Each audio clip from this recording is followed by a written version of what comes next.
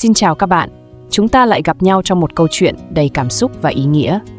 Hôm nay, tôi muốn kể cho các bạn nghe về một hành trình đặc biệt, hành trình vượt qua nỗi sợ cô đơn để tìm lại niềm tin và yêu thương trong cuộc sống. Bạn đã bao giờ cảm thấy lạc lõng giữa người, như thể cả thế giới quay lại với mình? Bạn đã từng trốn chạy trái tim vì sợ bị tổn thương? Hay bạn đã chứng kiến những người xung quanh mình vì không được yêu thương mà ngày càng rơi vào hố sâu của sự tuyệt vọng? Câu chuyện mà tôi sắp kể sẽ đưa ra chúng ta gặp gỡ một cô gái trẻ đang chật vật với nỗi đau của cô đơn, sống trong im lặng và đang cố gắng đứng lên sau những vấp ngã. Câu chuyện của cô gái chứa đựng những bài học sâu sắc về tình yêu, sự hy vọng và sức mạnh của tấm lòng trắc ẩn. Hãy cùng bước vào câu chuyện này để thấy rằng dù cuộc sống có khó khăn đến đâu, chỉ cần chúng ta biết yêu thương và cho đi, thì ánh sáng sẽ luôn chờ đợi ở cuối con đường. Một nhà triết học đã từng nói, sự nghèo khó khốn cùng nhất là nỗi cô đơn và cảm giác không được yêu thương. Điều đó có phải là sự thật không? Hay đó chỉ là câu nói của một người đã chịu quá nhiều sự tổn thương, đã bị ám ảnh bởi sự cô đơn, không ai tâm sự, không ai cho mượn một bờ vai để dựa những lúc khó khăn, trống vắng nhất? Thật là khó để trả lời phải không? Bởi theo tôi, câu hỏi này sẽ làm cho rất nhiều bạn thắc mắc.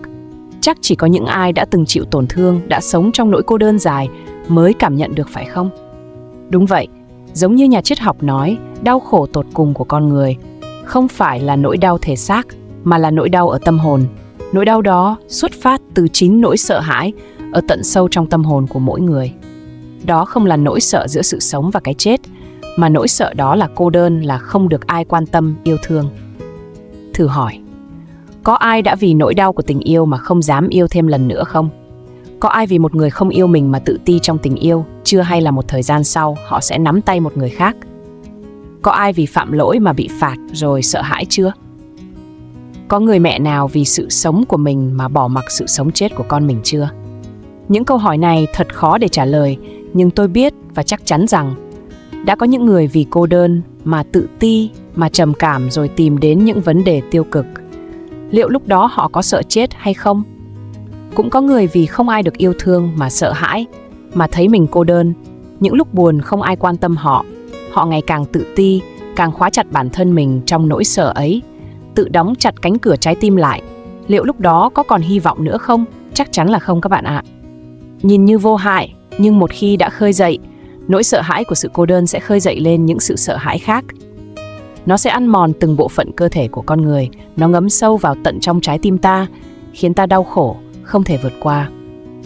Vậy thì các bạn, những người đang ngập tràn trong tình yêu thương, hãy biết trân trọng những điều mà chúng ta có, hãy cho đi tình cảm, sự quan tâm.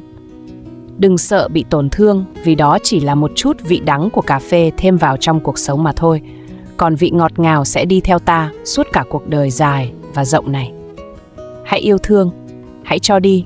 Bạn sẽ nhận những thứ bạn muốn, những thứ bạn cần. Nhớ đừng để nỗi sợ hãi của sự cô đơn lấn át tâm trí của bạn nhé. Đó là những điều tôi muốn nói với các bạn. Còn các bạn thì sao?